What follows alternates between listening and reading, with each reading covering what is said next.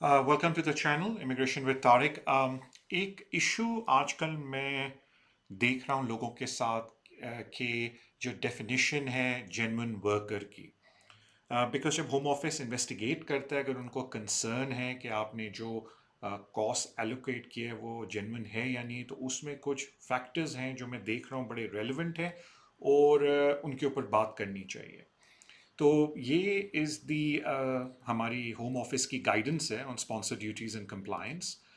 ये हमारी जो गाइडेंस है विच इज़ वैलिड फ्रॉम 31 दिसंबर 2024। इसमें मैं आपको ले जाना चाहता हूँ पेज नंबर 17 पे।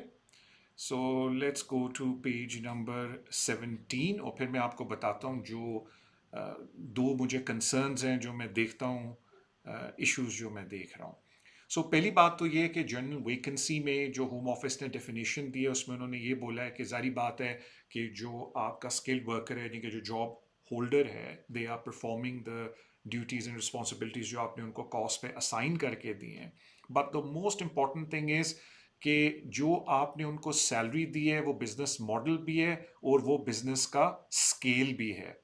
ये क्यों बड़ा इंपॉर्टेंट चीज़ है? क्योंकि मैं कभी कभी देखता हूँ कि जी आपने किसी को कॉस्ट असाइन करके दिया हुआ है और उसकी सैलरी 40,000 है, लेकिन बिजनेस में और किसी की भी सैलरी 40,000 ही, इनफैक्ट डायरेक्टर खुद 15,000 या 20,000 ले रहा है।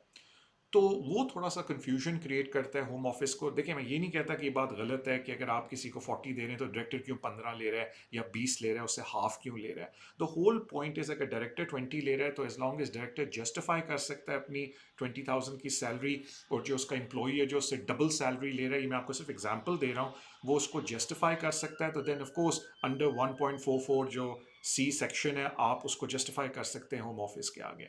लेकिन ये मैं क्यों बात इशू कर रहा हूँ कि जब भी जेन्युइन जॉब का जिक्र आता है तो होम ऑफिस ये बात ज़रूर देखता है कि आपका बाकी सैलरी स्ट्रक्चर क्या है, तो प्लीज़ इस बात का ख्याल रखें। उसके अलावा एक और चीज़ है जो 1.46 के अंदर आती है, and I think this is very important. वो ये है कि home office wants to make sure the job और role was not created primary to enable an overseas national to come or stay in the UK.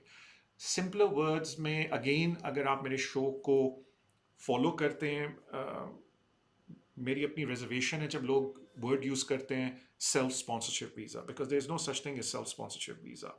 और मेरे इसके जो views हैं वो मैं दे चुका हूँ। मैं ये नहीं कहता कि कोई शख्स बिजनेस में अगर वो आ रहा है एज अ स्किल्ड वर्कर वो शेयर होल्डिंग नहीं ले सकता, बिकॉज वो कानून में इजाज़त है। लेकिन फिर बड़ा डिपेंड करता है ऑन द ओवरऑल पिक्चर। लेकिन जो इंपॉर्टेंट चीज़ है कि अगर आपने एक रोल या जॉब क्रिएट की है just for the sake of कि जी हम किसी ओवरसीज नेशनल को बिजनेस के अंदर जॉब दे दें, तो वो होम ऑफिस ने कहा है कि दैट वुड मीन कि ये जेन्युइन एम्प्लॉयमेंट नहीं है। सो प्लीज़ इन बातों का ख्याल रखें। आई होप आप में से किसी को कोई इशू ना हो इसके ऊपर, बट अगर आपका कोई भी मैटर है स्किल्ड वर्कर का, of course you can get in touch with me, हम उस पर बात कर सकते हैं। लेकिन ये जो मैंने पूरी सीरीज़ बनाई है अभी स्किल्ड वर्कर के ऊपर, ये मैंने इसीलिए बनाई है बिकॉज आई कैन सी के काफ़ी इश्यूज क्रिएट हो रहे हैं स्किल्ड वर्कर्स के साथ, and I just wanted to address some of the things. So I hope जो मैं बाकी भी वीडियोस बनाऊँ you find them very useful.